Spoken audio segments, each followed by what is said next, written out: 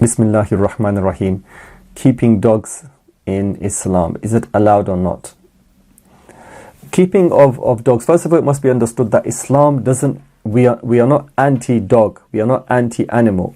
Just as rights apply upon humans, rights apply upon animals as well. So as Muslims, we have a duty of care towards animals, to show them compassion, to show them love, to show care towards them, and rahmah and mercy towards them. So this is a given within Islam. There are reasons, however, for not letting dogs close to us. And there is a hadith by Rasulullah, and the warning is strong. So then from there we'll understand why we don't keep dogs. The hadith by Rasulullah is that whoever keeps a dog, a huge chunk of his daily reward will be taken away from him. And it's considered makruh tahriman. So the highest form of makruh, to keep a dog in your house. And one of the understandings of why dogs are forbidden to keep is that it stops the angels of mercy coming into your house. The hadith by Rasulullah, that an angel does not enter a house where you have a dog or a picture.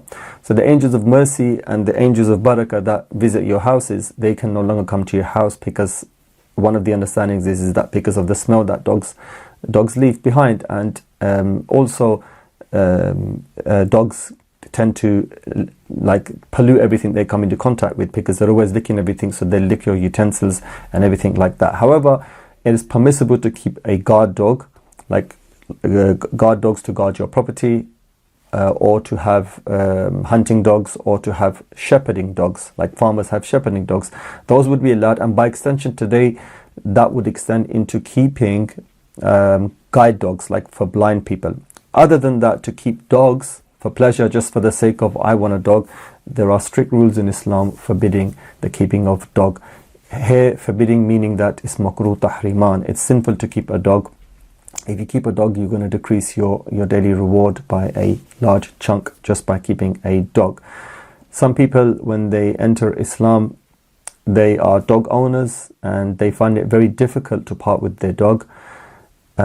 Sometimes there is a wisdom in we understand in doing something. Sometimes we don't understand the secrets or the wisdoms behind certain things. We just follow the rulings of the Sharia, and Allah will reward us immensely. So if you have a dog that you've started to practice now, you've either come into Islam or you already were in Islam and you had a dog, and now you realize the understanding, the implications of keeping a dog, and it's difficult for you to part with it. Understand that Allah will compensate you.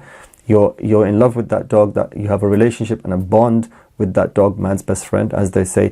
Now you have to part with that dog, and Allah, that will not go unnoticed with Allah, and He will compensate you inshallah, because you're doing this for Allah subhanahu wa ta'ala by following His command as taught to us by Rasulullah regarding keeping dogs.